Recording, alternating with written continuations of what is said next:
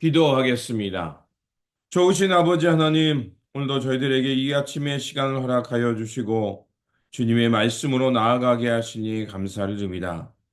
이 세상이 혼탁하고 어지럽다 할지라도 우리의 선한 목자 되어 주시는 예수 그리스도의 음성을 분명히 듣게 하여 주시고 그 주님의 부르심의 음성을 잘 듣고 주님의 길을 따라 신실하고 참되게 살아가는 주님의 거룩한 백성들 되게 하여 주옵소서. 무엇보다도 주님께서 살아내셨던 그 삶을 온전히 따르기를 원합니다. 섬김의 종으로 누군가의 생명을 돌보고 아끼는 그 삶의 자리로 저희들 나가가게 하여 주셔서 그래서 우리의 삶을 통해 우리뿐만이 아니라 많은 사람들이 하늘의 생명을 얻고 하나님 나라의 평안과 기쁨과 그 평화를 향해 살아가는 우리의 삶의 자리가 되게 하여 주옵소서. 말씀으로 나아갑니다. 오늘도 우리에게 생명과 진리가 되는 말씀을 들려 주시옵소서. 우리 구주 예수 그리스도 이름으로 기도드립니다. 아멘. 오늘 우리에게 주신 말씀은 에스겔서 35장 1절에서 9절입니다. 주님께서 나에게 말씀하셨다. 사람아, 너의 얼굴을 세일산 쪽으로 돌리고 그곳을 규탄하여 예언하여라. 너는 그것을 규탄하여 말하여라. 나 주 하나님이 이렇게 말한다. 세일산아, 내가 너를 대적한다. 내가 내 손을 펴서 너를 치고 너를 황무지와 폐허로 만들겠다. 내가 내 성읍들을 폐허로 만들면 너는 황무지가 될 것이다. 그때야 비로소 너는 내가 주인인 줄 알게 될 것이다. 내가 옛날부터 이스라엘의 한을 품고 있더니 이스라엘 백성이 재난을 당할 때에 그들이 그 지은 죄로 심판을 받을 때에 너는 그들을 위해 칼을 휘둘렀다. 나 주 하나님이 말한다. 그러므로 내가 내 삶을 두고 맹세한다. 내가 너를 피투성이가 되게 하며 피 비린내 나는 일이 너를 뒤쫓아 다니게 하겠다. 내가 남 죽이기를 좋아하니 피 비린내 나는 일이 너를 뒤쫓아 다닐 것이다. 내가 세일 산지를 황무지와 폐허로 바꾸어 놓고 그곳을 지나다니는 사람이 없게 하겠다. 내가 세일의 모든 산을 칼에 찔려 죽은 자들로 가득 채워 놓겠다. 내 언덕과 골짜기와 모든 시냇문에는 칼에 찔려 죽은 자들이 널려 있을 것이다. 내가 너를 영영 황무지로 만들어 버리고 내 성읍들에서 다시는 사람이 살 수 없게 하겠다. 그때야 비로소 너희는 내가 주인인 줄 알 것이다. 아멘. 오늘 본문 말씀은 에돔을 향한 하나님의 심판의 말씀을 전하고 있습니다. 바벨론의 포로로 끌려가 있던 이스라엘 사람들, 그들은 자신의 살던 땅에 대해서 고민을 하게 되었습니다. 자신들이 다시 고향으로 돌아갈 수 있을까? 그리고 온전해져서 그곳에서 다시 살 수 있을까? 이러한 그 걱정과 바람이 있었던 것입니다. 왜 이것이 중요하냐면 그들이 다시 돌아갈 수 있다라는 희망과 그것이 다시 회복되고 온전해질 수 있다라는 희망이 있어야 그들은 그 포로된 땅에서 살아남을 수 있는 삶의 동기가 생기기 때문에 그렇습니다. 그래서 하나님께서는 에스겔을 통해서 그 이스라엘 백성들을 끊임없이 괴롭혔던 위험 요소 중에 하나인 그 에돔 땅을 하나님께서 그들과 싸우고 있음을, 그를 이스라엘을 대신해서 그들을 제거하고 있음을 우리에게 말해주고 있는 겁니다. 그래서 앞으로 35장과 36장을 보면 하나님께서 이방 땅을 다시 심판하시는 예언의 말씀이 보입니다.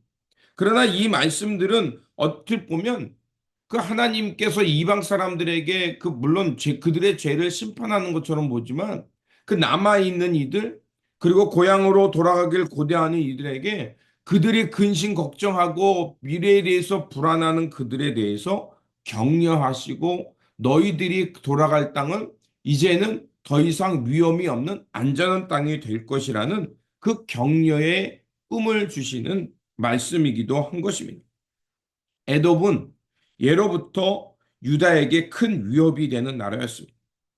에돔 땅은 어디에 있냐면 유다의 그 남동쪽에 있었던 민족이었습니다. 그런데 이스라엘 백성들이 가나안 땅으로 들어갈 때도 방해했고요. 또 그 가나안 땅에서 살고 있을 때 다윗 왕조가 강조되어 있을 때는 에돔이 넘보지 못했습니다. 조공을 바치는 나라였는데 이제 나라가 약해지고 국력이 약해지고 남북으로 갈라지면서 약소국격이 되니까 틈틈이 남유다를 괴롭히고 위협을 가했습니다.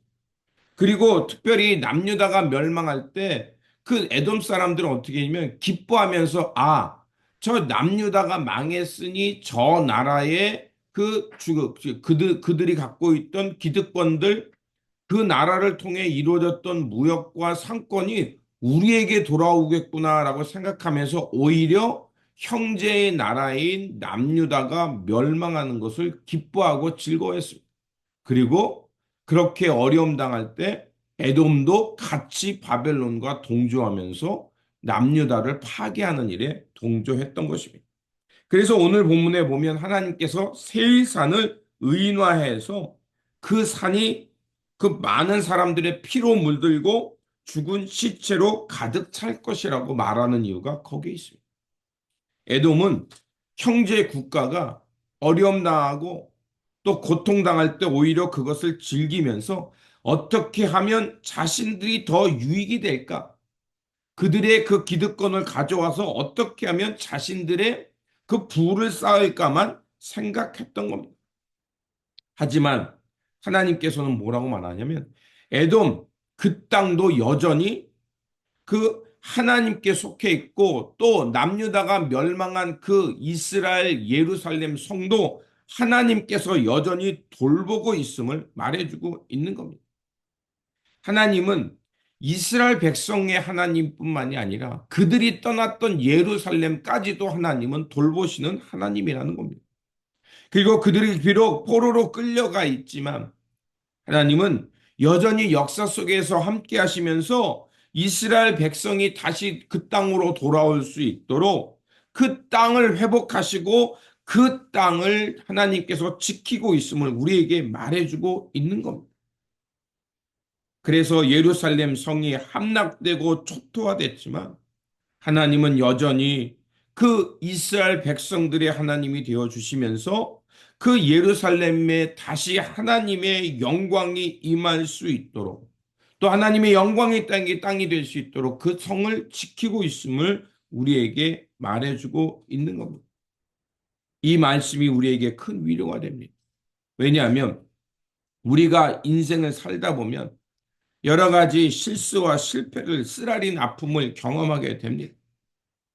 그러면 우리 스스로에게 질문을 던집니다. 내가 다시 일어설 수 있을까? 내가 다시 성공해서 예전의 삶을 회복할 수 있을까? 내가 이전과 같이 온전한 상태로 하나님 앞에 돌아갈 수 있을까? 이런 질문이 나옵니다.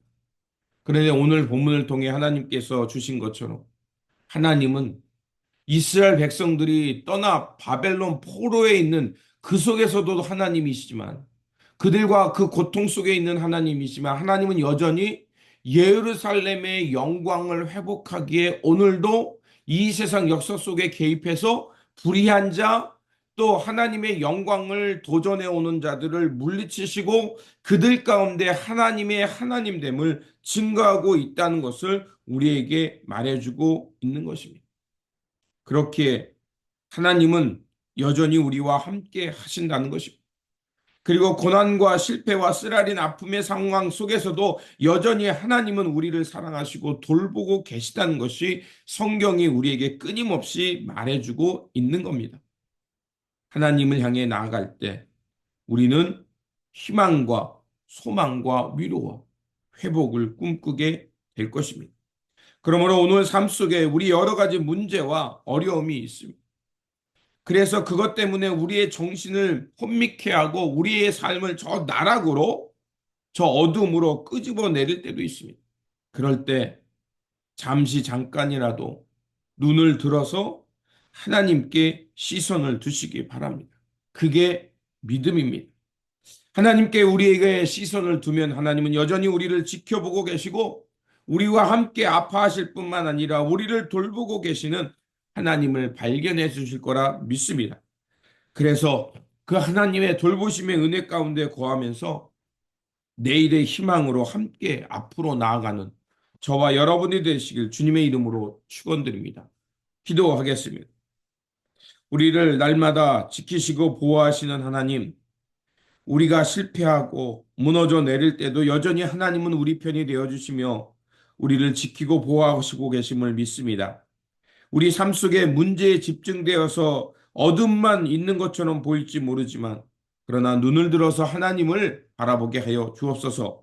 그래서 여전히 우리를 돌보시고 지키고 보호하시는 하나님을 발견하게 하시고 우리 구주 예수 그리스도 안에 그 은혜가 우리를 향하고 있음을 깨닫고 내일의 희망을 향해서 앞으로 나아가는 살아있는 성도, 주님을 향해 나아가는 믿음의 성도들 되게 하여 주옵소서.